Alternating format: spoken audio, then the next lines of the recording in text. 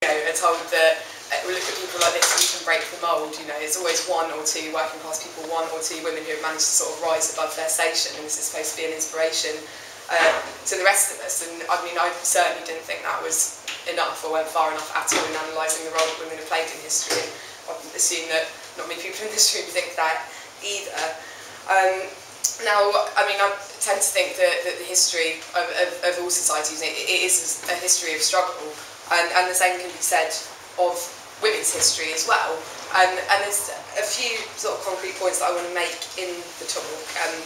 Firstly, that the history of women's struggle itself is really the struggle of all working people against the people who oppress them, but also the history of women's struggles particularly is often working class women fighting against ruling class women, often in the same movements for so-called liberation, and there is often a big dividing line there. I wanted to bring that out. I also wanted to suggest that women do often come to the fore in a lot of these movements simply because they are always the people who have the least to lose. They are always the people in the worst types of employment, the most precarious employment and the most low paid employment, and so they are often most militant. And even when they're not the central productive force, so even when women aren't necessarily in factories or down mines or whatever it is, they are constantly and consistently central to strikes and to protests and indeed to revolutions everywhere. So I picked a few examples to sort of guide people through that. And the first that I wanted to talk about was the Match Girls strike. Now this happened, it's 1888 I think it is, and Neil will probably correct me if I'm wrong, but it was around that time, and basically this was quite an important thing, not just for women's struggles but for trade union struggles more broadly. Because a lot of people, people in the trade unions, other sort of middle class feminists, they'd said, basically that the people who worked in these factories were completely unorganisable, completely ununionisable, and they were working in some of the worst conditions in the whole country at the time. I've got a quote from this is actually from Lindsay Jones' book about People's History of London, which talks a bit about what the factories were like. It was in Stratford. It describes it as an awfully evil-smelling place. There are several match factories, which the hands employed appear to be chiefly female. From one gate alone I saw at least 100 young girls emerge, a more draggle-tailed, poverty-stricken crowd of poor wretches I've never set eyes upon. Now the women there were paid between 4 and 8 shillings for their week's work, and I actually worked that out using the retail price index. That equates to £17.40 in today's money, for taking into account the price of food, rent and everything else on top of that, which is obviously absolutely horrendous. And on top of that they were taking deductions for the most minor sort of infringements. They would take huge amounts off their pay packet. The employers even deducted money from them at one point to build a statue of the Liberal leader William Gladstone at the time, to put up outside. It's like any of these women wanted that. And actually in a book they went like Tinder, which another kind of socialist has written about this strike. He says that they actually went over to the unveiling of the statue. They had stones and bricks in their pockets to throw at it. And they actually, many of them cut their arms over the statue and let their blood kind of trickle onto the statue, making the point that in effect they paid for it in their blood, with the injuries and even the deaths that happened at this sort of employment. And many women did die from particular types of cancer that were caused by the materials in the phosphorus and other ingredients that they made these matches with. And the strike itself, it began after a journalist actually who was writing a socialist paper called The Link, I think it was called, and she went down there to investigate the conditions around there and was standing outside the gates trying to persuade people to talk to her. And 3 workers did eventually talk to her about it, and they were all promptly dismissed, basically. They said that they'd been telling lies to them. And this journalist, Annie Besant, she actually went and said to them, well fine, if these are lies then sue me for libel, don't sack these women who have absolutely nothing. But that was kind of the catalyst for it. And I mean, initially the journalist that did that was, again, very sceptical of the potential to organise around here. She actually criticised the big trade unions at the time for selling these women unworkable ideas and telling them they could organise when, from her point of view, they clearly couldn't.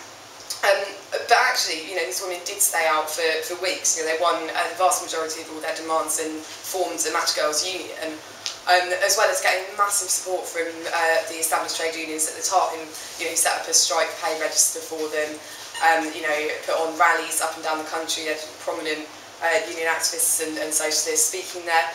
And really, I think it shows a couple of things. It proved to the kind of male-dominated unions around that actually it was possible for women to organise, and for the most precarious workers to organise.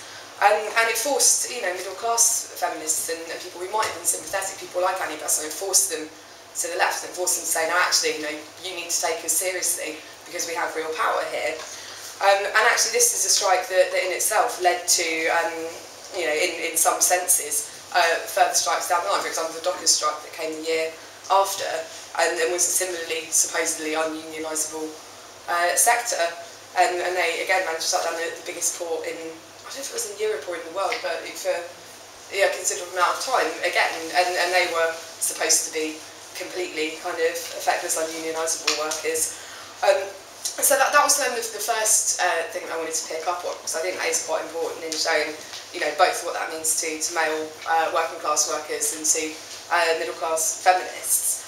And I wanted to move on from there to talk about the suffragettes, which I know that quite a lot of people probably do have a broad understanding of, and obviously I don't have time to cover the entire history of the suffragettes, but I thought that this one was particularly important because, following on from what we were saying about Elly Badcock, the suffragettes had a massive dividing line between the working class and socialist suffragettes and the more middle class and liberal ones.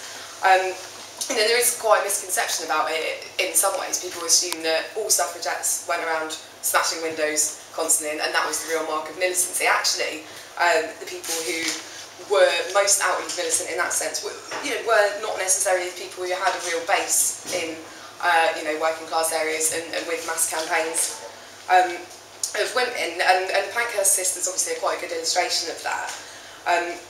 If you look at, for example, the war, the First World War, this was an absolutely huge dividing line because, as many people probably know, a huge part of the suffragettes did go around handing out white feathers to people who were conscientious objectors in the war. Their papers supported the war quite openly, some of them. And others actually took a different line, and Sylvia Pankhurst and the East London Federation of Suffragettes were organising cost-price cafes and restaurants for working mothers to bring their children to, meaning they didn't have to cook at home. They were organising childcare and all these sorts of practical assistance for women who were working in munitions factories and the ambulance service, and basically keeping the entire country running whilst men were fighting in the war. And I think really that's quite important because it shows you that these struggles are not only women talking about women's issues as if it's some kind of abstract thing that can be taken away from concerns of war or economics or workers' struggles. This is something that Sylvia Pankhurst knew throughout her entire life. She actually was thrown out of the WSPU for speaking at a meeting of the Dublin lockout workers. This was a group of about 20,000 workers who were fighting against a few hundred employers for the right to unionise, amongst other things. And she was thrown out of the WSPU for doing this. But as we've seen with the Match Girls strike, and I know I didn't mention this actually when I was talking about the Match Girls strike, but they were predominantly Irish workers. There was a huge community of these women who all lived in streets next to each other. And there was that was a huge factor on it as well. The Irish struggle massively influenced these women's ability to take action, and Sylvia Pankhurst saw that these couldn't be necessarily separated. We can't just see women's issues as a complete abstract and different thing that isn't affected by class divisions. And I think broadly, in terms of the suffragettes and the the vote movement, the Votes for Women movement, actually it was something which very much came out of women going to work in the factories. I'm not saying that was the only thing that made the government grant the limited concessions that it did after the war. But I think actually knowing that not only had women basically kept the country running in these factories and on the front line often actually as health workers, they'd seen revolutions obviously in Russia, they'd seen all these different uprisings, and there was a sense that really they couldn't go back to the old way, that they saw that women actually did have a power, and it's something women began to realise for themselves as well. It was the first time that many of them had ever been in that kind of organised workplace. And that was massively important, because it proved to women themselves that actually, they were deserving of this, they were capable of organising, they were capable of essentially running a country. And I think that was incredibly important, especially when we're looking at it in this context. It makes even less sense to separate women's struggles from everyday struggles of people in the workplace and people's everyday material lives. So those are the two first things I wanted to mention. And from that, obviously, I wanted to put it in the context of a couple of probably very famous strikes that I think people may well have heard of.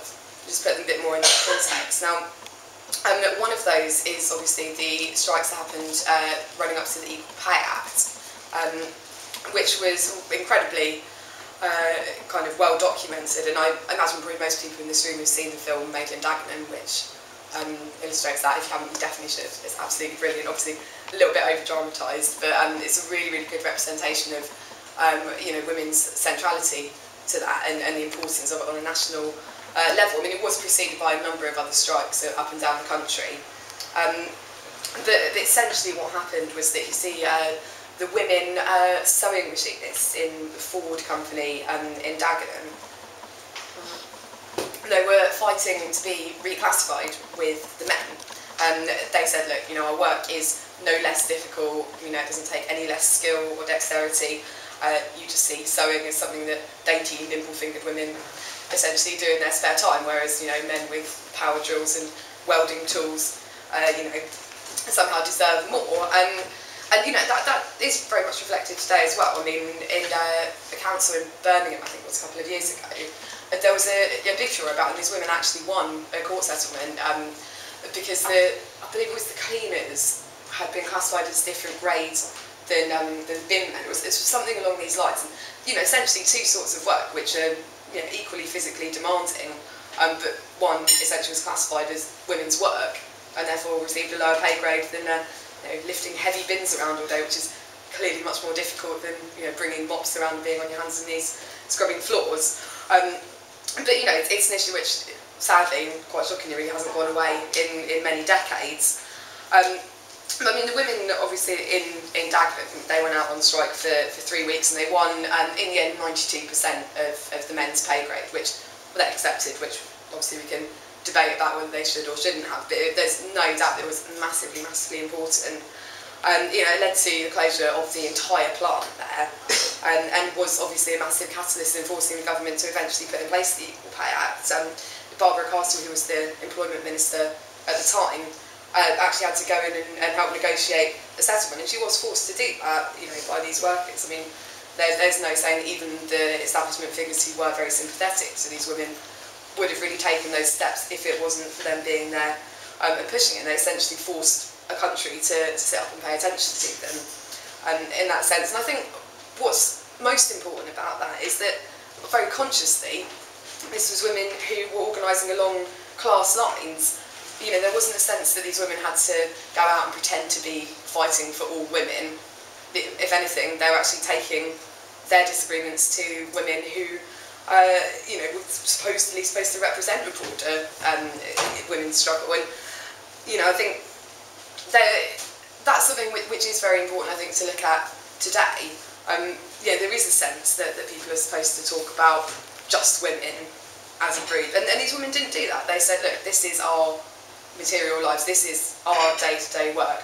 We want to be paid the same as the guy sitting next to us, and if we do get paid the same as the guy sitting next to us, well then, we can buy this luxury or that luxury, we can live in a nicer house, we can do this, we can do that, you can buy a dishwasher or whatever it is, and then don't have to spend 3 hours washing everything by hand in the house. And this is people's day-to-day lives, and they talk about that completely unself-consciously, and they didn't pretend to speak for the upper class women who probably hired their friends and family to clean their houses, and that in itself actually pushed a whole establishment into action about it anyway. And I hope that's something that we pick up in the discussion, whether it's even possible to speak about all women ever and whether it's beneficial. And I mean, that's obviously women fighting in, you know, very kind of openly, fighting openly about their own role in productivity in the labour market. But obviously, like I mentioned at the beginning, even when women aren't doing that, when they are just talking about maybe broader political struggles, ones they aren't directly involved in, where they're not necessarily in the workplace, they're still absolutely central to what goes on there. And a really, really good example of that is the miners' strike, obviously. There was a huge campaign by a group called Women Against Pit Closures. And they were, I mean, generally accepted as being absolutely central to the success of that. I mean, they would go out and organise, you know, food, collect money and other practical assistance to help feed, you know, striking miners and their families who obviously weren't getting any pay, which is something that I think people do tend to forget about striking. People don't get money unless people do these kind of practical solidarity actions to support them. And they would have lasted a much shorter time without that kind of help. I mean, actually, when I was in Durham last year for the miners' gala that they do every year, and have done for a number of years now, and I've had the privilege really of speaking to women who were actually involved in that campaign and who helped set it up, and it was incredible really, because there was so much emotion in it, like even, you know, decades after this had happened. And I spoke to a woman who remember going around to someone's house during one of these collections. They would go door to door, you know, big kind of crates and sacks, and collect whatever food people had in their cupboards to give. And this woman's house she went into, she didn't have like carpet or anything like that. She opened the cupboard and there was, you know, like a tin of peas and a tin of tuna in there, and she said, look, you know, obviously you don't have enough, don't worry about it. And someone said, no, this is more important, like take the tin of peas. And it was so important for people to be a part of that in any kind of practical sense that they could. You know, the political solidarity was that strong, and for a lot of women it was like the absolutely first time that they'd been involved in organising, you know, on that level politically. You know, they may have gone from never thinking that they could speak in front of more than 3 or 4 people to suddenly putting on these huge rallies and demonstrations and, you know, getting up in front of crowds of hundreds or often thousands. To do that, I mean, the campaign itself organised the protest in 1984 to support the miners, which it was, I think it was, you know, tens of thousands strong by the end of it, and they marched all the way through Downing Street, and they had a big rally. And I mean, it really is quite inspiring, kind of reading the stories of it and just seeing these women who really thought that this was nothing, you know, the politics was nothing to do with them, the organisation was nothing to do with them, suddenly standing up and just having that confidence straight away. And I think it shows that, you know, in these moments of really intense struggle, actually things do change incredibly quickly, not only people's ideas about themselves and what they can do, but everyone else's ideas about what a woman's place is, where they should be, where they're most useful. And that's applicable to, you know, obviously LGBT struggles as well. And there was a very famous campaign called Lesbians and Gays Support the Miners, who, you know, essentially proved by their practical solidarity in a similar way. They broke down this, you know, many decades of homophobia that had accumulated in a lot of these communities. You know, they said, look, well, we're going to stand on these picket lines with you. We're going to organise these solidarity benefit gigs and, you know, collect food and strike pay and whatever it is for you. And, you know, I think being willing to stand next to someone and get your head battered in by the police just the same as that is probably one of the quickest ways to break down any sort of institutionalised discrimination that exists there. So that is obviously inspiring in one sense, but I think it really shows, especially with the women's involvement, that, you know, even when women are not the central productive force, I mean, there are basically no women down the lines, it is absolutely central, and it means that we can't really have any sorts of struggles of this nature without the massive involvement of women, much the same as we can't have struggles of women's rights without the mass involvement of working class struggles as well. So these are obviously all some quite important historical situations that I've picked out, but what I wanted to then go on and talk a bit about is what that means for feminism today. And I don't know how many people were at the previous 2 meetings that Kate and Lindsay have done, but we covered a bit how the current sort of situation of feminism has developed very much out of a backlash against you know, socialist theory, against the idea that kind of collective and working class struggle is important. You know, and that happens in academia, of course, and a lot of that happened because of some of the disagreements during, for example, the civil rights movement and some of the important movements of the 60s and 70s. I think the most damaging thing probably has been the advent of postmodernism, the idea that there isn't any one truth, you know, and that experience is this collection of narratives and we can't privilege one over the other, because it just runs completely counterintuitive to the idea of you know, fighting oppression collectively and collective struggle. And I mean, I studied a few very terrible feminists while I was at university, and you know, for people like Judith Butler who, you know, feel that the best way to challenge gender oppression and people telling you what you should dress, how you should look like because you're a woman, is just to create gender trouble, which has never really been fully explained what it means, but it seems to be, you know, taking these tiny acts of rebellion, you know, in the way that you write or the way that you dress, you know, as if simply using the word they or you know, going out in a trouser suit once in a while is going to start bringing down the walls of patriarchy and capitalism around you. But I think it is important because it means that the women's movements that exist now have very, very little basis in any sort of class struggle. And if you look at the women's movements that are around us, if we take, for example, UK Feminista, which was run by Kat Banyard, who you may have seen in The Guardian, it's supposed to be the kind of darling of new feminism. You know, even people like Object, who campaign against Page 3 and women's sort of lads mags like Zoo and FHM and these sorts of things being sold in WH Smith. Even the NUS Women's Campaign, which I'd sat on the leadership of for a year, they're very focused on these campaigns around objectification and on you know, the sexualisation of women, which is fine, and don't think for a minute that, you know, I would stand up here and say, oh, well, this isn't important, we shouldn't talk about it.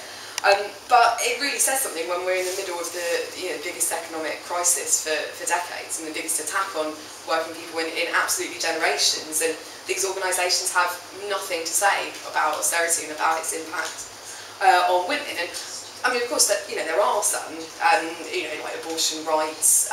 It's a group that talks about cuts to sexual health services, cuts to abortion clinics, and that women's sections of many of the trade unions have been really, really good at getting people out on these marches, mobilising their women members. Of course, but it does seem quite odd that it's not cuts, redundancies, and, you know, the decimation of the public sector that isn't at the forefront of every single women's campaign that's happening at the moment. And I think, having said that, you know, despite the disappointments that, you know, I see at least in some of the women's movement at the moment, there are, you know, a huge number of political struggles that women are absolutely central to. And Lindsay, who introduced the first session here, has written a book about this, which is, again, really interesting. It's full of kind of quotes from women who have been central to many movements, not just women's liberation movements, but many movements over the past few decades, and particularly in the Stop the War coalition. I mean, it's completely undoubtable that women were absolutely central to the whole organisation of that. And, you know, it's for a number of reasons. I mean, a lot of women in the older generation probably do remember, you know, what the Second World War meant for them in a whole number of ways, and are kind of determined to challenge war in the future. But a lot of it is the fact that, you know, we do live in an era where Islamophobia and racism are absolutely kind of central in an awful way to a lot of women's lives. People are caught in a massive, not even a double burden, but a triple burden. I mean, a working class Muslim woman, you know, is oppressed once by her class, another time by her gender, and another time when she steps out of the door and is told that she's not allowed to dress a certain way, she's not allowed to look like this or behave like that. And, you know, I think you do find that these are women often who are absolutely central to leading these movements today. Obviously, now we see, you know, there are a huge amount of women involved, like I mentioned, in the recent, you know, anti-cuts movement over the pensions dispute, for example, over the huge protests and marches that happened in the last year. So there is a lot that women can organise around, absolutely. I think it's just a case of people being able to take that up and to talk about issues which do actually affect the majority of women in their daily lives. And it's not something that's going to go away. I mean, women's work as ever, is still the most low paid work, and women still make up most of the flexible workforce, part-time workforce, the lowest paid really in the country, and obviously they're most affected by the state cuts as well, you know, because they do still bear the primary responsibility for childcare and for all of these things. I mean, it's actually really depressing when you look at after the Second World War, the nurseries and the restaurants that were set up were shut down by the state almost as soon as the war finished.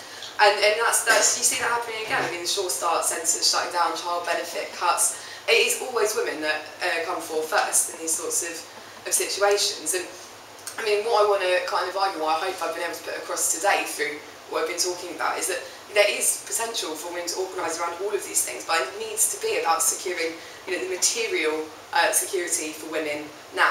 I mean, you can talk about smashing the glass ceiling all that you want, but most women are trapped by the fact that there's a sticky floor. They're not, you know, they're nowhere near the glass ceiling, and we need to be addressing that, I think. And I don't think that is something that happens currently. And I think there is scope for a women's movement that can go out and tackle Islamophobia, imperialism, and economic injustice all in one go. I just think we need to be able to go out and build that. But that's what I want to leave for the discussion in itself. And I really hope we can tackle that in quite a practical way. So thank you for listening to me.